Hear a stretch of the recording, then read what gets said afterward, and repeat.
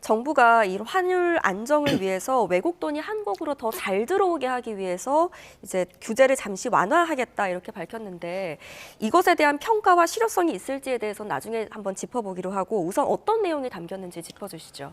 일단은 이제 국내 어떤 주로 이제 금융기관에 대한 예. 그런 규제 완화가 있고요. 그게 뭐냐면 이제 외환 유동성 스트레스 테스트라고 뭐 금융당국이 항상 우리 은행들에 대해서 외화를 충분히 가지고 있어야 된다. 네. 이게 사실은 멀리 보면 이제 외환위기 때 우리가 트라우마가 있거든요.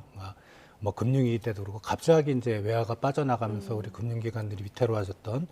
그리고 이제 두 번째는 이제 선물한 포지션, 이거 외연 지점 얘기입니다. 그러니까 외국화한 은행들이 선물한 포지션을 과도하게 하면 안 된다라는 거고, 근데 그걸 좀 풀어준다는 거고요. 네.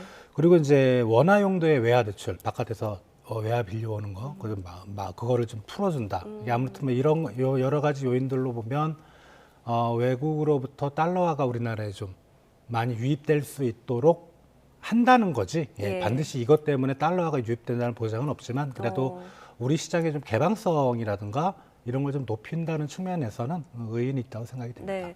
취지는 좋아 보이는데 왜 엇갈린 평가들이 나오는 건가요?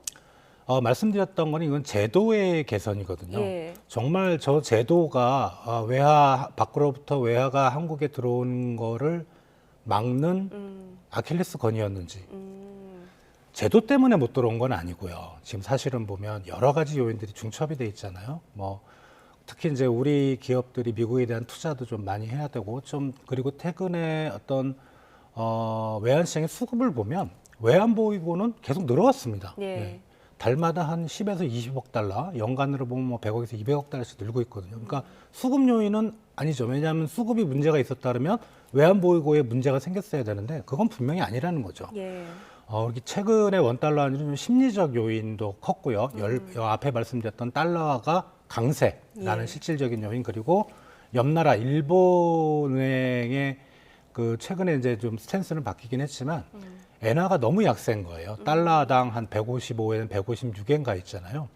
우리 원화와 엔화는 보통 우리 학자들이 얘기할 10대 1. 예. 그러니까 엔달러 환율이 155엔이면 사실 원달러 환율은 1,550원이 돼도 이상한 게 아닙니다.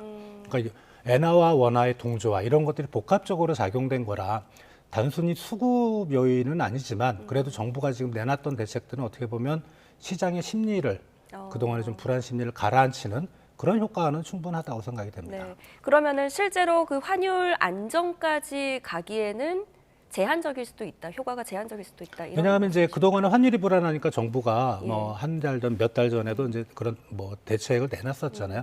살짝 환율이 안정돼 또 다시 올라가더라고요. 결국은 시스템의 문제는 아니었던 거예요. 지금 외환 시장의 불안은.